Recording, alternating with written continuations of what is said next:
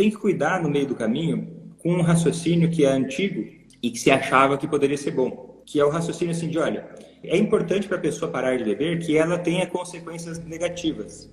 Isso é importante, mas não só isso. Se for só isso, vem de um raciocínio antigo e que já não faz mais sentido, inclusive que é perigoso, que acho que você não compartilha dele, mas talvez já tenha ouvido falar, sobre o fundo do poço. É arbitrário o conceito de fundo do poço. Não existe fundo num poço, não existe poço.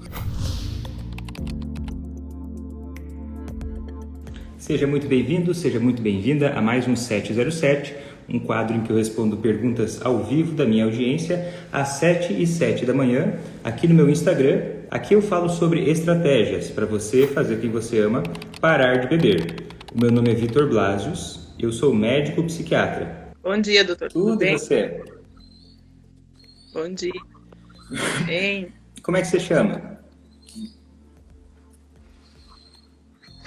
Meu nome é Sueli. Sueli. E aí, Sueli, há quanto tempo você me acompanha?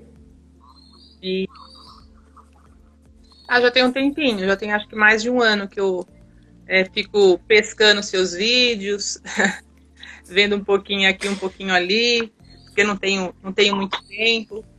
Às vezes indico para amigas minhas, olha, segue lá, acho que tem umas sugestões muito boas. Já tem mais de um ano já que eu acompanho. E você tem alguma pergunta para mim? Várias, né? A gente sempre tem várias perguntas. Eu vivo com um alcoolista já tem...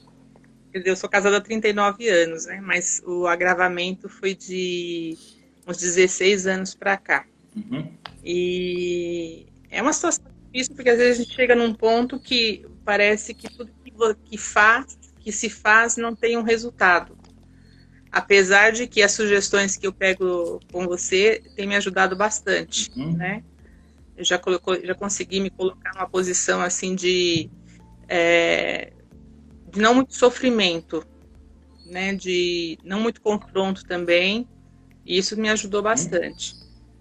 Mas eu vejo que a pessoa tá indo assim, descambando morro abaixo, porque eu não sinto mais, não tem um jeito mais para mim pensar do que fazer, como fazer, né? Para poder resgatar ele desse vício aí. Por conta das amizades e tudo mais. Não consigo trazer ele de volta, assim. Parece que tudo que eu digo afasta mais, entendeu? Então tá complicado. Aí eu sinto que tô perdendo ele mesmo para o mundo e tá indo mesmo, não tem volta. E a sua dúvida, a sua pergunta? O que fazer, por exemplo, assim, ó, é que a história é complexa, né? Eu vivia junto, na mesma casa, só que aí, por falta de higiene, por falta dos gritos e tudo mais, separou de casa, tá? Ele tá numa casa aqui, no meu quintal tem 2 casas, né? E aí isso ficou ótimo para ele, porque a bagunça dele ficou lá e eu fico na minha casa e ele na dele.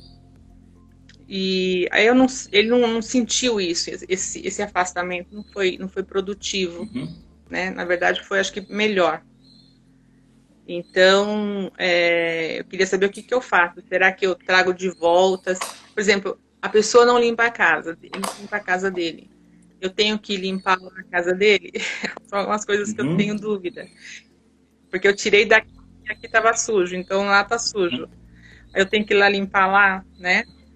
Aí eu fico nessa dúvida, se limpo, se não limpo, se deixo como tá, se sai, se eu falo, se eu não falo, não sei. O que você tem feito? Eu tenho deixado o barco correr. Tenho deixado, às vezes reclamo, eu exijo que o meu espaço fique limpo, né? O meu espaço aqui eu quero que fique limpo, nessa parte eu tenho batido o pé. Eu digo assim, olha, aqui não é para sujar, aqui eu durmo, aqui eu cozinho, aqui eu como, então eu quero chegar do trabalho e encontrar isso aqui limpo, né? Mas não surge mais efeito Não tem mais sentido, parece. Não tem mais sentido o quê? Para ele, para ele tanto faz. Tá nessa situação, não tá nessa situação. Eu acho que é uma indiferença da parte da pessoa, assim, tanto faz, entendeu? Desde que ele consiga viver o que está vivendo, não há necessidade de mudança. Entendi. A maior parte das pessoas é assim. Mesmo não sendo alcoolistas. Se der para viver do jeito que tá, vai vivendo. Sem necessariamente procurar uma vida melhor, ou mais confortável, mais agradável, de alguma forma, né? Faz sentido? Vamos lá. Uma coisa que eu acho que é importante, Sueli, é a gente aprofundar um pouco mais. Você falou assim, que você está sem esperança, que as coisas que você tem feito não têm tido muito resultado. E aí você fez algumas atitudes que você esperava que fossem trazer um resultado, não trouxeram tão grande quanto você imaginou. E agora você está sem saber, poxa, será que tem algo a se fazer? Será que não tem algo a se fazer a respeito? O que poderia ser feito? E aí existem muitas coisas que vão partir, muitas vezes até de uma compreensão mais profunda do que pode ser feito e uma compreensão mais profunda de o que está acontecendo, de fato. E aí a gente pode olhar para vários contextos.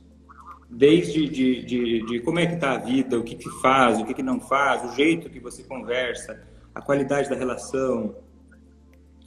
De alguma forma ou de outra, existe um equilíbrio que está acontecendo. Um equilíbrio que está nocivo, que está disfuncional, vamos dizer assim, né? Pelo menos a gente pode enxergar dessa forma, é discutível isso, né?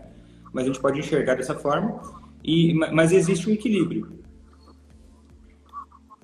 E esse equilíbrio, para causar uma mudança, para fazer um processo de influência para que o outro mude, mais especificamente pare de beber, esse equilíbrio precisa ser movimentado, precisa ser mexido, modificado, de alguma forma. E aí, claro, de uma forma bem grosseira, só para a gente partir de algum raciocínio, existe um ponto em que, ok, é interessante tornar o caminho do alcoolismo menos fácil, na medida do que te cabe e o que está no teu controle, e o caminho da sobriedade mais atraente, vamos dizer assim, ou mais facilitado, para a gente mexer na mecânica do hábito de beber. E aí, claro, tem vários elementos no meio disso, e daí dá para ramificar e aprofundar muito, tanto essa compreensão, que vai partir, que daí tem, por exemplo, estratégias de comunicação, como o judô psicológico, que estimulam reflexões, que estimulam ele pensar sobre a vida dele, sobre aonde a vida dele está indo. Enfim, tem muitas coisas, né? Porque eu falo aqui de um método completo que eu montei, inclusive que é o que eu ensino no curso ACA. Mas uma das coisas que eu ensino para os meus alunos é o seguinte: fazer uma análise funcional. O que significa isso?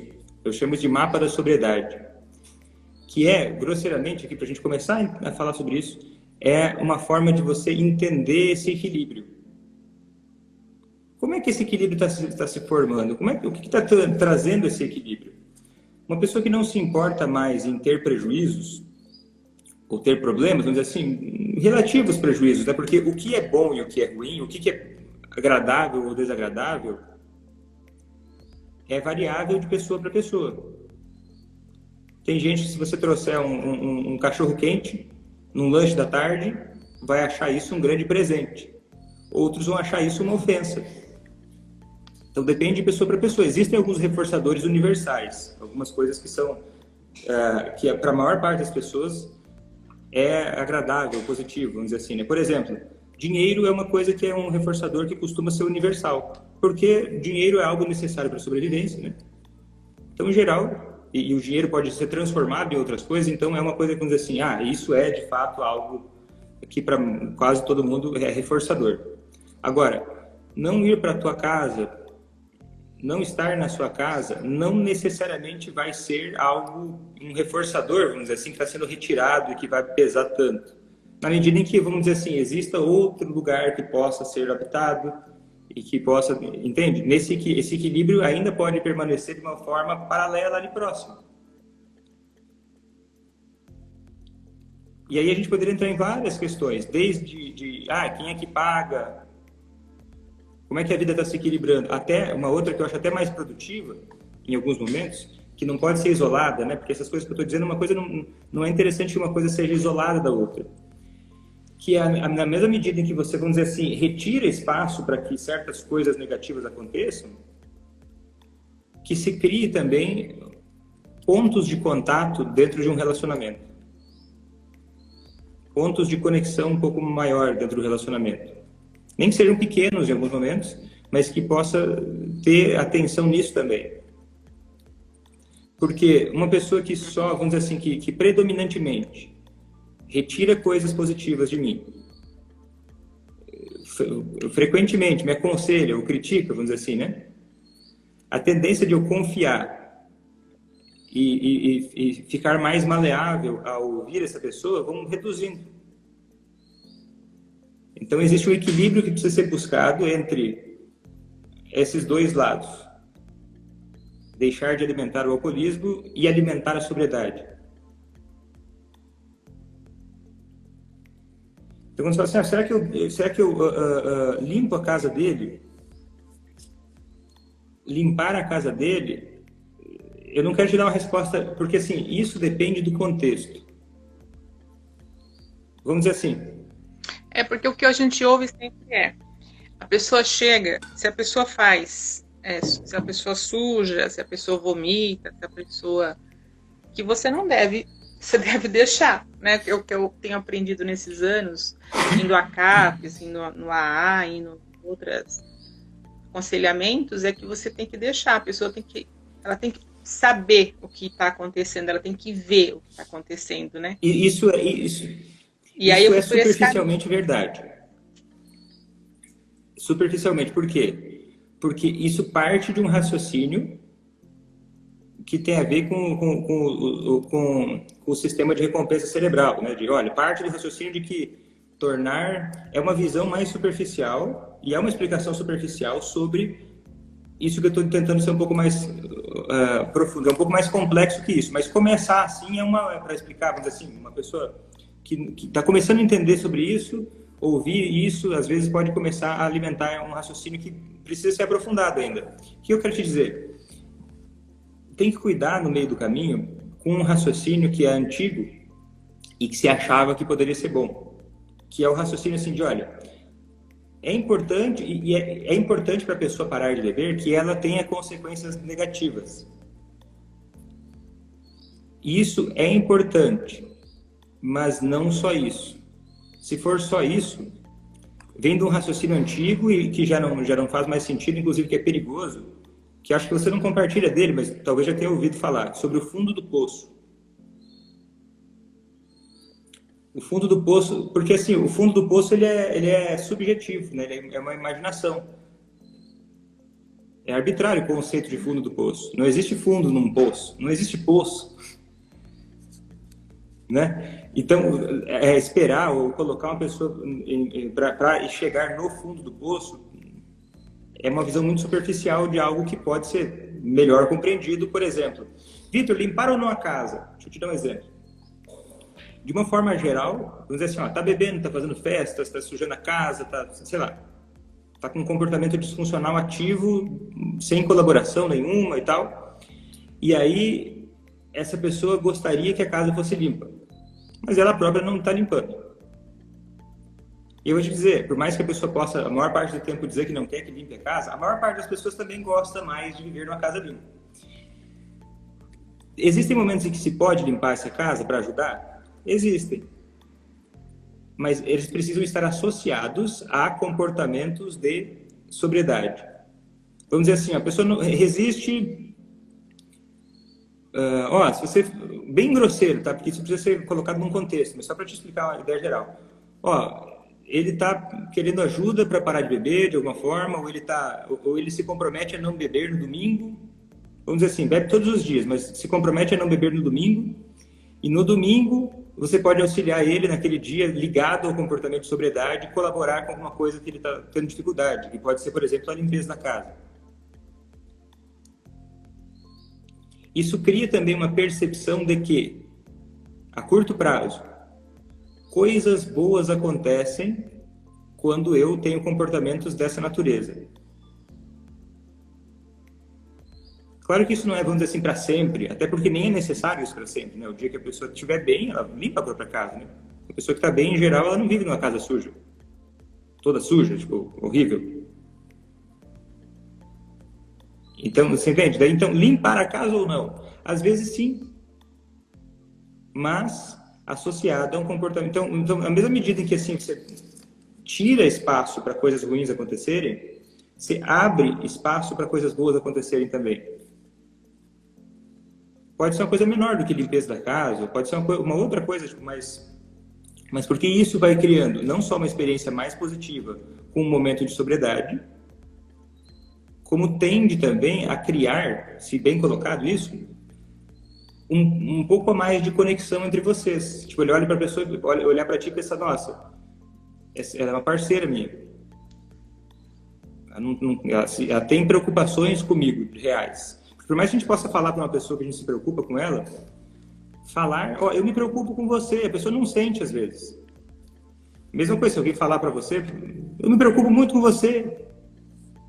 É uma coisa. Agora, quando tem uma experiência assim, é algo que não precisa ser dito, mas é comunicado. Olha, eu me preocupo com você de uma forma, você é importante. E eu, de certa forma, estou aqui. Não é que eu estou aqui para tudo e qualquer coisa. Não é que você não tem responsabilidade de nada, mas olha, você tem um parceiro aqui. Certos momentos esse parceiro é acionado, e isso pode ser muito bom. Certos momentos não. E aí, quer dizer o quê? Existe, vamos dizer assim, é como se estivesse colocando uma luz no fim de um caminho escuro. Então, eu acho assim, é um quadro depressivo muito grande da parte da pessoa, sabe? É uma pessoa que era muito produtiva, muito criativa, e que ao longo dos anos foi perdendo tudo isso e que agora realmente não tem interesse de fazer absolutamente nada. Então, eu aproveito às vezes alguns momentos assim para ser amiga, né? Por exemplo, para fazer um gesto de que eu tô aqui, se você precisar, mas naquele momento parece que vale a pena. Mas aí, por exemplo, eu saio para trabalhar todos os dias, eu trabalho de segunda a sexta, e aí ele fica sozinho aqui. E aí quando eu saio, ele se junta com essas pessoas, né, que são os amigos, entre aspas, que é a convivência que ele está tendo no momento. E são pessoas que vivem em condição de rua, né? Vivem na rua. E eu não estou conseguindo resgatar ele desse meio. Isso que está me preocupando, porque ele tem acesso ao CAPS, mas ele não está com vontade de ir ao CAPS. Todos os dias ele fala que vai, mas aí minha rua é uma rua sem saída. Minha rua é sem saída. Então a praça onde essas pessoas estão ficando, depois da pandemia, quando iniciou a pandemia, eles fizeram um grupo deles, porque os bares fechou, então eles fizeram dessa praça o lugar onde eles se encontram. E aí ele para nessa praça e lá ele fica, né? E aí ele não consegue mais, ele já teve grandes prejuízos, já quebrou o braço, porque caiu naqueles bancos de pedra, 12 pinos no braço, alcoolizado, ele cai, ele bate a cabeça. Eu sei que é muito difícil, porque, por exemplo, quando ele quer parar, ele convulsiona, a gente tem que levar para o pronto-socorro, ele tem que ficar em observação. É uma guerra muito grande, é uma luta muito grande da parte dele, eu sei que é. Mas ele está numa condição assim, de que se tomar banho, tomou, se não tomar, também não tomou, se trocar de roupa, trocou, se não trocar, também não trocou, passa semanas com a roupa só, entendeu? E isso que eu fico entendendo assim, não tá bom de você trocar de roupa, né? Você dá essa roupa para me lavar. São situações assim que a gente vai ficando, não sabe mais o que fazer. Na verdade, eu não sinto mais que eu tenho condições de ajudar a pessoa. Por quê? Porque todas as sugestões que eu dou, assim, olha, se fizer assim, acho que vai ser melhor. Ele não tem mais essa motivação. As pessoas odeiam conselhos. Não tem mais esse desejo. É. E aí, As o que a pessoas tendem a gente não faz? ouvir conselhos. Já ouviu aquela palavra? Se Eu conselho fosse sei, bom, se vendia? Não vendia. se dava? É uma pena, porque é bem complicado, viu? Mas não é que é uma É bem pena. Sabe o que complicado. que Porque é? você O vê a que é uma pessoa. pena, eu acho que não é isso. Porque as coisas da natureza humana Uhum. e da natureza do mundo, elas não são boas ou ruins por natureza. Elas são o que são. Ah, se uma pessoa não é muito uma pessoa média em geral, não é muito propensa a ouvir conselhos, isso é só uma informação sobre a natureza do funcionamento psicológico de um ser humano. Isso só vai ser uma pena, ou uma coisa boa ou ruim, de acordo com o que a gente pensar a respeito daquilo. Talvez você ache uma pena porque essa é a única arma que você tem no momento. E aí, tendo essa única arma, você pensa, poxa, a arma que eu tenho, ela não é tão eficaz, eu percebo isso. Só que aí, você tem a possibilidade de conhecer ou de aumentar o teu repertório de ferramentas para entender melhor como trabalhar com a natureza, que pode ser desafiadora, de acordo com nossos objetivos, do funcionamento humano e da doença do alcoolismo. O que eu quero te dizer com isso? Eu acho que faz sentido você pensar que com as ferramentas que você tem hoje, você não esteja avançando tanto quanto gostaria. Só que você dizer que não dá, ou que não é possível, presume de que você... Eu Presume que... não tô enxergando Isso, isso. não está enxergando, mas presume de que você atingiu um grau de máximo de perfeição nas habilidades existentes de lidar com isso.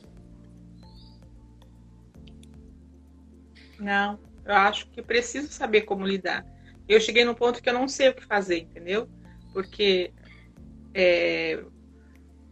quando você, assim, você conversa com... Eu vou no CAPS, por exemplo, né? E tem palestras lá, agora está suspensa o grupo de família por conta da pandemia. Então, eu tento aplicar as sugestões que eu vou recebendo de lá, né? Faz assim, ou faz assado, ou tenta dessa forma, né? E vai se esgotando as opções que a gente recebe dos profissionais de saúde, né? Parece que eu não sei, eu fico pensando aí, faço o que agora? Interno, não interno?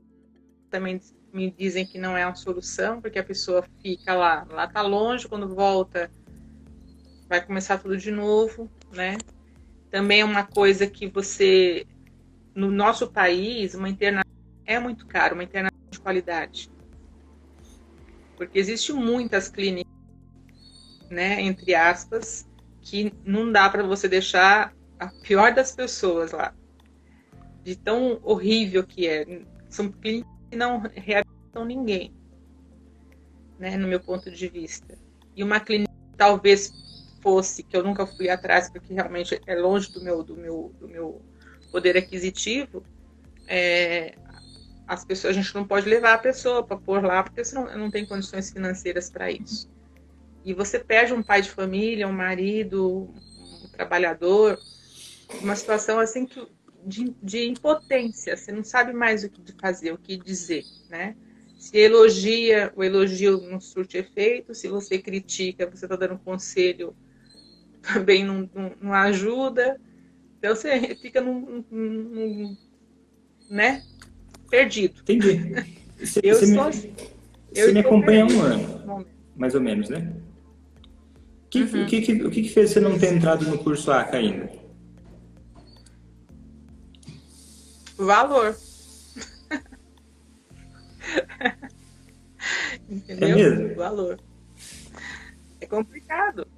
É complicado essas coisas. Eu pego os vídeos vou assistindo, às vezes estou no carro, coloco para ouvir e vou pegando algumas sugestões que foram muito válidas. Eu estava vivendo uma situação muito difícil, melhorou assim muito. Não vou atrás, não discuto, se está bêbado não converso, falo que quero falar num outro momento. São coisas que eu vou aplicando no meu dia a dia, entendeu? Mas são os valores mesmo que são difíceis de ser colocados no orçamento. E, né? e o que você já pensou para conseguir colocar esses valores no orçamento? É complicado. Tem que ser bem pensado para ver se eu consigo encaixar Você em já algum teve lugar. alguma ideia? Você já chegou a pensar sobre isso? Eu tenho que tirar de algum lugar para poder fazer o que tem que ser feito, né? Tem outras opções? Tem que fazer. Tem outras opções? Oi? Não tem. Outras opções em que sentido? Assim, eu tenho que, se eu for entrar no curso ACA, eu tenho que fazer uma programação, eu tenho que arcar com aquele valor, eu tenho que me programar para isso. É isso que eu tenho que focar, então. E também, assim, o meu tempo é corrido demais, eu tenho que hora que eu vou ouvir, entendeu? Porque agora, por exemplo, eu já tinha que ter saído para trabalhar. Eu tô aqui em São Paulo e eu cruzo a cidade para chegar no meu ponto de trabalho. E é bem complicado. E às vezes os horários, eu estou vindo do trabalho, né? Ou eu estou numa hora que eu não consigo ouvir, e eu cuido de 2 crianças, é complicado, porque nem sempre eu estou disponível para poder ouvir as palestras e tudo mais. Eu não sei nem como me organizar para isso. Bom, eu acho que é Eu tenho que me complexo, mas organizar. acredito que é uma questão de priorizar isso também, né? Uhum. Porque, mas vamos ver se eu te respondo alguma outra coisa. Porque é o seguinte, essas estratégias que você pode fazer através do seu relacionamento com ele tendem a gerar mais motivação nele para mudança. E aí você comentou, mas será que internação é bom? Será que não é bom? Depende da situação. Uma internação pode fazer parte de uma estratégia. E às vezes não precisa ser uma internação 5 estrelas. Porque em qualquer lugar do mundo uma internação 5 estrelas é cara. E infelizmente, pela natureza, né, das coisas, o tratamento para alcoolismo, ele é caro no sentido de que ele custa. Para um profissional chegar a se especializar nisso, ele precisa passar por tanta coisa e é complexo esse assunto. Então, assim, é uma coisa muito... Aí eu não questiono. Isso foi. Eu acho que Mas o que eu quero dizer é o justo. seguinte, é que uma internação não precisa ser 5 estrelas para ser útil. Na medida, beleza, ele pode, por exemplo, internar até num hospital clínico para desintoxicar, para ter um impulso a mais de ser capaz de ficar sem beber mais tempo. Mas o que eu digo assim, beleza, mas só a internação sozinha não resolve, por quê? Na maior parte das vezes, porque precisa ter uma estratégia no contexto. Então, o CAPS, por exemplo, o CAPS faz isso. O CAPS interna para desintoxicação, já ficou 2 vezes.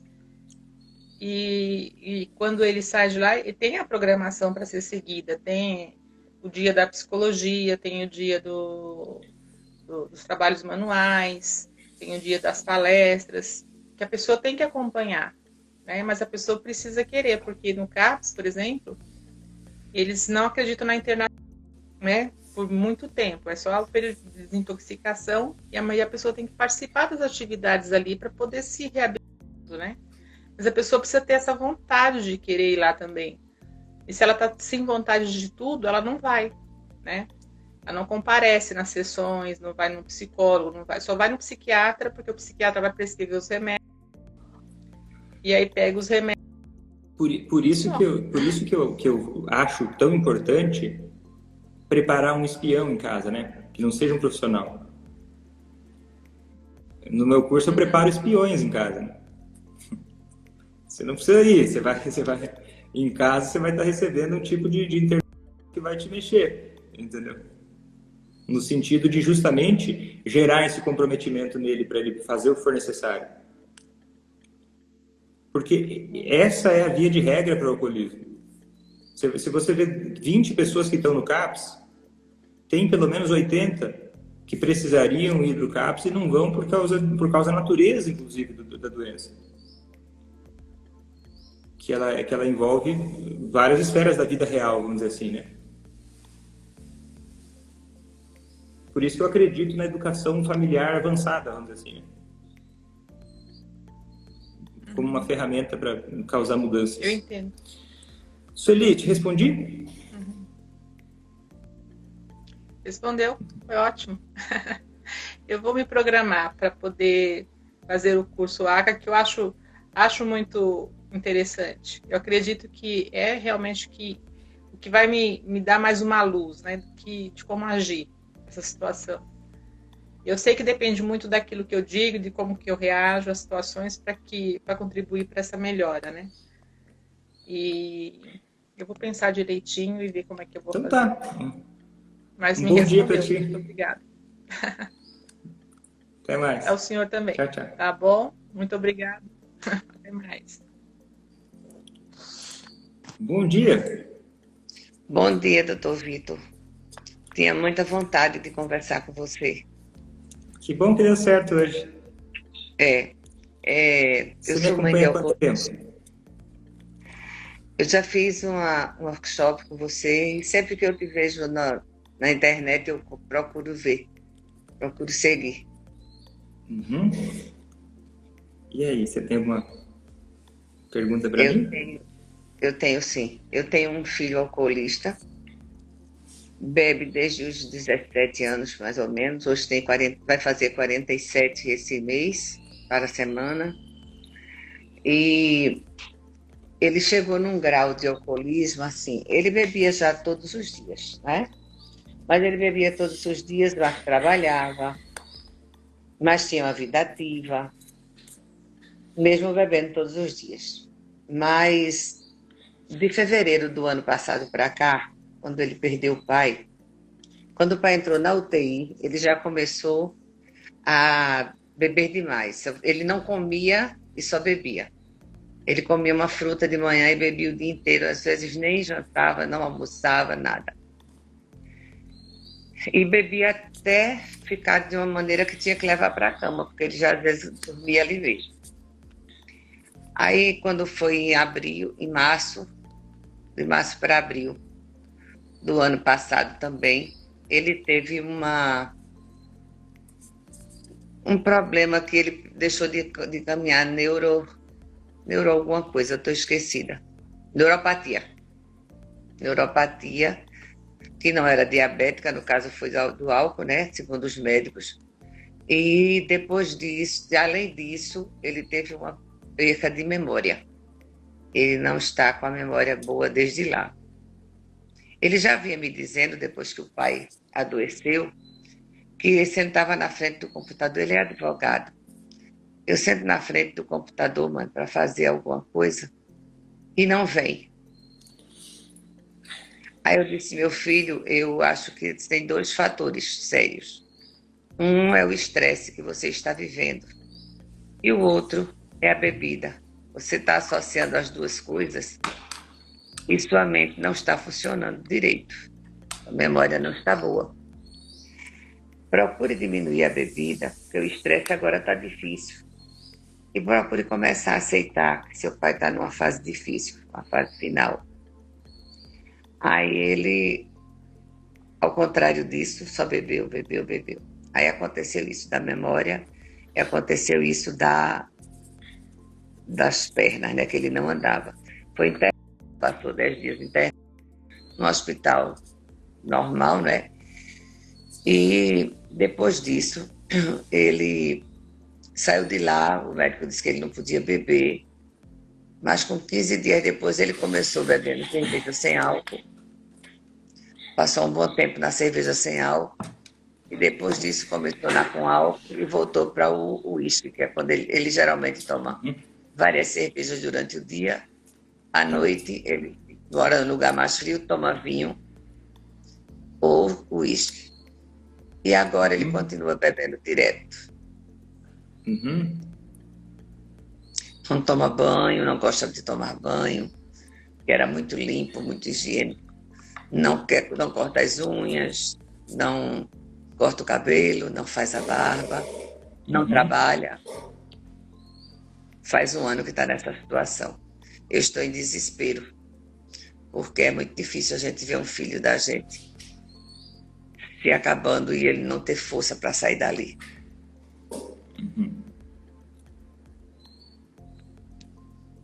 E a sua Eu não estou pergunta? sabendo.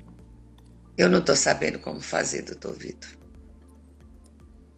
Porque assim, eu sempre faço as coisas que você fala. E já percebi que quando eu faço ao contrário, fica pior. Ele bebe mais. Então eu não sei como vou fazer para ver se consigo que ele tenha força, que ele veja que não tá, esse não é o caminho. Mostrar que ele está doente não adianta. Os pés inchados. Mas ele continua do mesmo jeito. Tá, então não chega a ser uma pergunta. Você está me informando que nesse momento você não está sabendo o que fazer. Veja bem. Internet é válido, eu já vi que você disse ali que pode ser e pode não ser, não é? Com a outra moça. Eu estava assistindo. Mas o que eu posso fazer para vê-los ir deixando a bebida? Entender que ele precisa deixar. Para É que são segurar. muitas coisas, Vânia. É que são muitas coisas diferentes que você pode fazer. Aí quando você me pergunta o que eu posso fazer, são realmente muitas coisas. Eu só falo desse assunto e mesmo assim ele não se esgota, para você ter uma noção. Tanto que eu tenho um curso completo só sobre isso, de dezenas de horas, só sobre esse assunto. Então, veja se talvez uma pergunta um pouco mais específica, talvez alguma coisa que você já saiba. Quando ele vem para minha casa, ele já vem com uma garrafa. Quando ele vem passar uns dias comigo, que às vezes ele vem que a esposa diz que está cansada, que está muito preocupada, manda para cá. Se bem que também tem outro processo, porque a esposa também faz determinadas coisas que ele não aceita. Aí então ele vem, ele já chega com uma garrafa de uísque e um saco de gelo. Eu não tenho coragem de dizer a ele que ele não vai beber, porque não vai adiantar. Ele mora com a esposa, e aí quando a coisa enrosca lá, ele vai para tua casa com uísque e gelo. Mas lá ele está bebendo todos os dias do mesmo jeito. Entendeu? Aí então, tem gente que diz, eu dizia que ele não bebia aqui. Eu disse, mas ele vai para a rua, vai beber. Perde a memória por lá, se perde, como é que vai ser? Pois é arriscado, né? É arriscado, eu não posso correr esse risco. Porque aí eu vou ficar desorientada e vou me sentir culpada.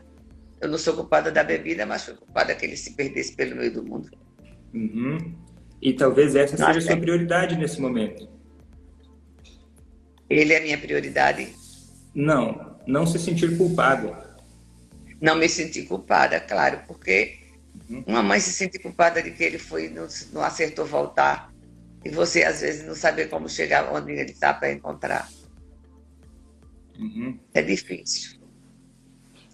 Não sei o que fazer para ele se alimentar, ele não se alimenta, é difícil. Eu acho que você gostaria de encontrar, me corrija se eu estiver errado, eu acho que você gostaria de encontrar alguma coisa que você pudesse fazer para que ele parasse de beber. Isso. E que não houvesse nenhum tipo de risco. Que eliminasse todo o risco, todo e qualquer risco, e também todo e qualquer desconforto que a senhora pudesse passar em relação a se sentir, por exemplo, culpada. Também. Eu espero estar enganado. Mas eu não conheço isso. Eu não conheço uma forma de levar alguém que ama a parar de beber sem precisar, eventualmente, passar por sentimentos de culpa ou sem, por exemplo, tomar atitudes que têm risco. Vou te explicar por quê. Certo. O raciocínio de que ele não beber na sua casa, o raciocínio de que aceitar ele beber na sua casa é melhor do que ele decidir beber na rua e aí correr o risco de se perder, no meu entendimento, ele impede você de causar uma mudança mais genuína e interna dele. Ou pelo menos ele tira alguns elementos muito grandes. Claro que existem outros caminhos e outras formas de lidar, mais aprimoradas, que exigem até, às vezes, mais habilidade, por exemplo, de diálogo, de comunicação, né, estratégias de judô psicológico, que são até mais habilidades mais complexas. Mas se você for cortando coisas importantes no meio do caminho, por exemplo, eu vou aceitar que ele beba na minha casa porque é mais seguro, e é mais seguro. Só que beber ainda assim para ele, pelo que você me contou, é um risco por si só. Se você escolher um risco pelo outro, claro, no momento, hoje, você vai beber hoje, ou vai ficar na rua hoje, beber hoje é menos risco do que ficar na rua hoje, vamos dizer assim, né? Só que, se eu vou tolerando esse risco porque eu tenho medo desse, e ele é real, né? Eu acabo não conseguindo impedir que ele tenha experiências. Fica muito espaço para bebida, você entende? Tá ruim em casa com a esposa, eu vou lá na casa da mamãe, a mamãe deixa eu beber lá, e não tem problema nenhum, a casa dela é liberado para beber. Então, acaba tendo muito espaço para beber, e daí, de onde é que eu vou tirar a força de vontade para estar sóbrio? Se as coisas funcionam da mesma forma. Se a vida meio que vai se adaptando a essa... E ao invés de ele precisar se adaptar para a vida vai se adaptando. As pessoas vão se adaptando, vão acomodando esse funcionamento. Estou entendendo. Você entende o que eu quero dizer? Então, o que eu quero dizer é o seguinte, pelo menos da forma que eu entendo, por isso que eu perguntei assim, se a tua prioridade for não se sentir culpada, porque você imagina que, poxa, pode acontecer uma coisa ruim se eu impedir que ele entre na minha casa, e é verdade, não é impossível, não é impossível. É porque se ele você não tiver também bebendo. E é perigoso. Só que se você não estiver disposta pelo menos em algum grau, a impedir que pelo menos você incentive, pelo menos você abra espaço para o álcool, eu vejo você ainda tem algumas coisas para fazer, mas se torna mais difícil ainda. Mas assim, aqui em casa você pode beber. Não, pelo amor de Deus, não fura, porque isso acaba virando uma moeda de troca, já pensou? Aí você começa, por exemplo, não querer aceitar alguma coisa, aí ele pode falar para você, se você não me der, eu vou sair. Eu vou beber, vou sair por aí. E aí o que acontece? Você fica na mão da doença dele. Não, ele nunca usou o termo que vai sair, sabe? Assim, você não falou isso, eu só imaginei. Não, eu sei, eu estou dizendo assim, ele já chega com a bebida, às vezes eu digo, mas rapaz, já trouxesse uísque. Esse é o... Como é? Ele dá um apelidozinho, que diz, esse é o maior amigo do homem, ele diz. Já dizia Vinícius, parece Vinícius de Moraes. Aí eu digo, meu filho, isso não existe, você não está podendo fazer isso. Mãe, não se preocupe com isso não, eu estou bem, isso é só um tempo, depois vai passar. Mas esse tempo não está passando, entendeu, doutor Vitor? Ele está se entregando realmente ao alcoolismo. A senhora entendeu o que eu disse? Vamos ver, Entendi. o que a senhora entendeu? Eu entendi que eu posso usar o termo de dizer que não estou suportando ele beber aqui em casa. Não é isso que eu disse. Não. Eu estou pensando mais no chaveiro. Sabe? Tipo, aqui na minha casa não entra álcool, ponto. Sei. Isso é inegociável, ponto. Opiniões e discussões até podem ser feitas, mas a partir disso... Claro, eu estou falando para você nesse contexto que você está me contando, né? Isso não é todo mundo que pode fazer isso. Vamos dizer assim, se é na casa dele, não tem como fazer isso, né? Tipo, ele mora lá. Mas ele teve um desentendimento com a esposa lá, a esposa não quer que ele durma lá. Mas ele é um adulto, casado, que tem esposa, né? Aí é uma questão deles. Entendi. E aí isso vai tornando... Porque assim, o que acontece? A decisão, às vezes, de beber, ela passa pela expectativa do que vai acontecer. Se tem uma expectativa, se der problema aqui em casa, eu vou para casa da minha mãe, com o melhor amigo do homem, e tá tudo certo. A minha mãe, o máximo que vai fazer é falar uma meia dúzia de coisas na minha orelha e acabou. Depois me faz a janta, me coloca na cama se acontecer qualquer coisa. Então, esses pequenos desconfortos do dia a dia vão sendo suprimidos, vão sendo retirados. E aí o que acontece? Entendi. Aí o que acontece? Por conta disso também, ele segue bebendo, e aí até um ponto em que chega um desconforto tão grande, tão importante, que aí já não tem mais como isso ajudar. Por exemplo, a morte, né? Porque daí não tem mais, é um desconforto, acabou. Beleza. Vitor, mas se eu deixar ele dormir na rua bebendo, isso é perigoso também. E eu vou te dizer, eu acredito que é sim. Mas aí, por isso que eu falei que eu não conheço uma forma que não tenha nenhum risco.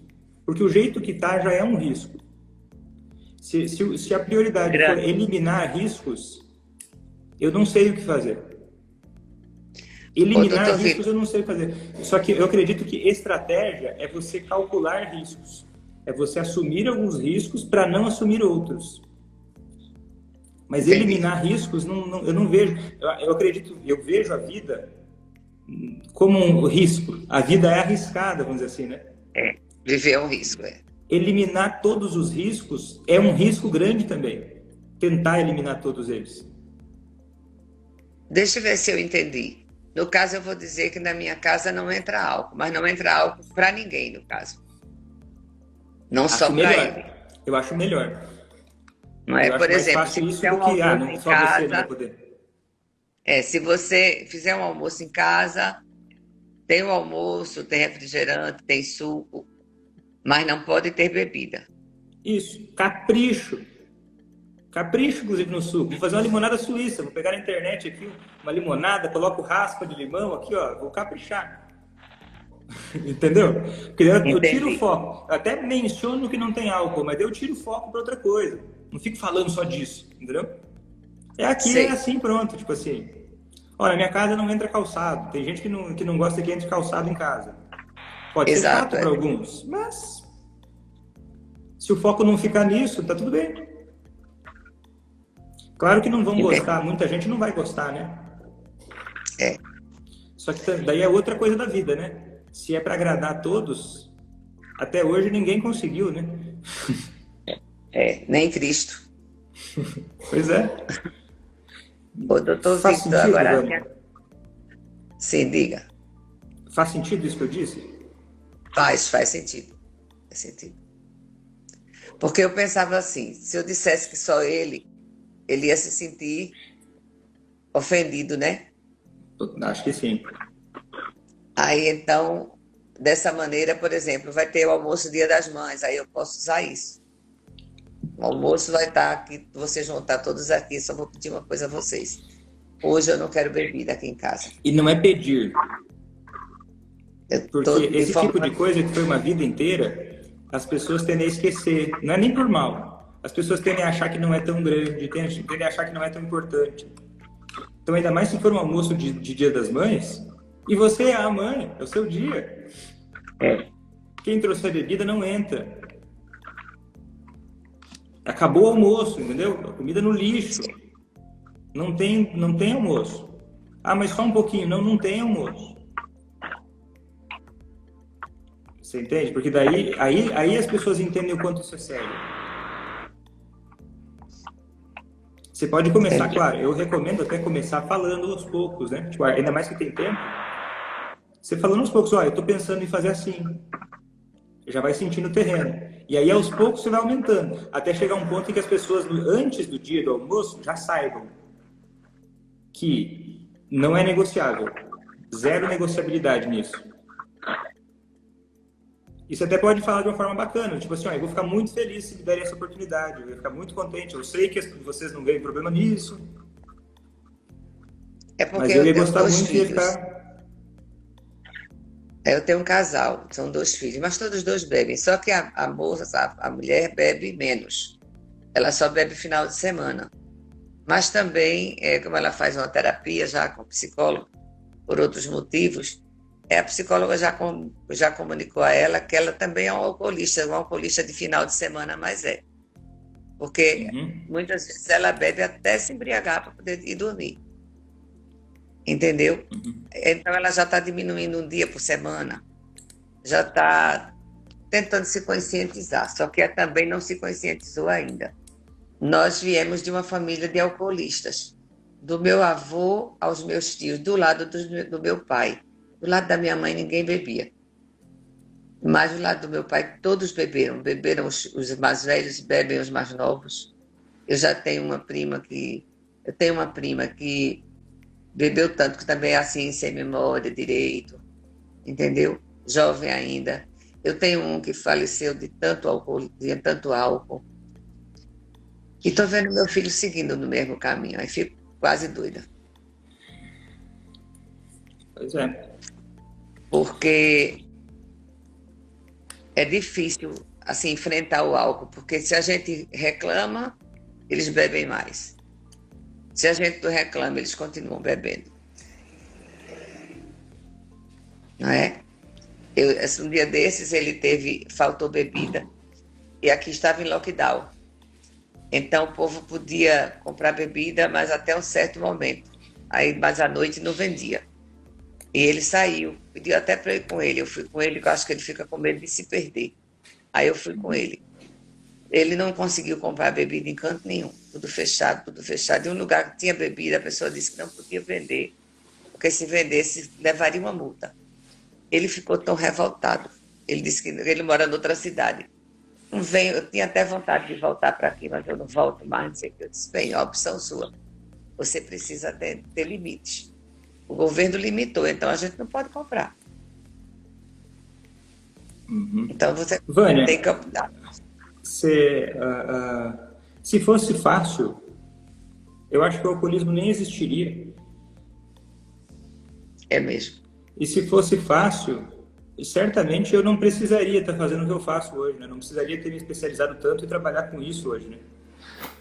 Eu, inclusive, lhe parabenizo por tanto desprendimento de fazer esses workshops e essa ajuda tão grande que você dá a nós, familiares de alcoolistas. Foi um prazer. Eu não sabia como conseguir. Muito obrigada mesmo, doutor Vitor. Nada, foi um dia. alívio falar contigo. Tchau. Tchau.